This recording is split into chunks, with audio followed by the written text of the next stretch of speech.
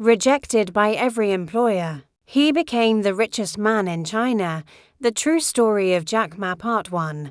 The boy who refused to give up. The year was 1964, in the historic city of Hangzhou, China. The country was still recovering from difficult times, and opportunities were scarce. In a modest home, a boy named Jack Ma was born into a family with very little money. His parents earned a living as traditional storytellers and musicians, but their income barely covered the family's daily needs. As a child, Jack wasn't considered gifted. He was small, thin, and often struggled in school. Mathematics was his weakest subject. While other children seemed to grasp numbers easily, Jack repeatedly failed his math exams. Teachers doubted whether he would ever succeed academically, but Jack possessed one quality that no report card could measure: an endless curiosity. When China began opening its doors to foreign visitors in the late 1970s, tourists started arriving in Hangzhou. Jack noticed that they spoke English, a language almost no one around him understood. Every morning, before sunrise, he rode his bicycle for nearly an hour to one of the city's hotels. He wasn't paid. He wasn't enrolled in any language school. Instead, he offered to guide foreign tourists around the city completely free of charge. In return, he asked for only one thing: please talk to me in English. For 9 years, he continued this unusual routine. One Australian family became especially close to Jack. They encouraged him, corrected his English, and eventually gave him the English name Jack, because his Chinese name was difficult for them to pronounce. That friendship changed his life forever.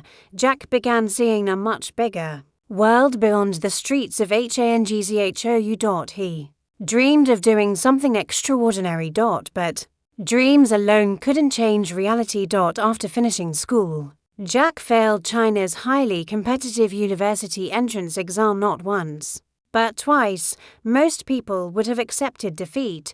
Jack studied harder and tried a third time. Finally, he passed and was admitted to Hangzhou Teachers Institute, where he graduated with a degree in English. His future finally seemed promising, or so he thought. After graduation, Jack began searching for work.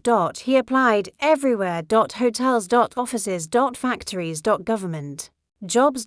Every application ended the same way: no. Then came one rejection that would become famous around the world. A new KFC restaurant opened in Hangzhou. 20-4 people applied. 20-3 were hired. Only one applicant was rejected. That applicant was Jack Ma. It was humiliating. If even a fast food restaurant didn't think he was good enough, what hope did he have? Still, he refused to quit. He applied to Harvard University. Once. Rejected. Twice. Rejected. Again. And again. In total, Harvard rejected Jack Ma 10 times. Years later, he would laugh about it. I'll just keep applying until they let me teach there. Unable to find another job, Jack accepted a position as an English teacher. His salary was only about $15 a month. It wasn't much, but Jack loved teaching. His students admired his enthusiasm and humor, yet deep inside, he believed he was meant to build something much bigger. He simply didn't know what that would be.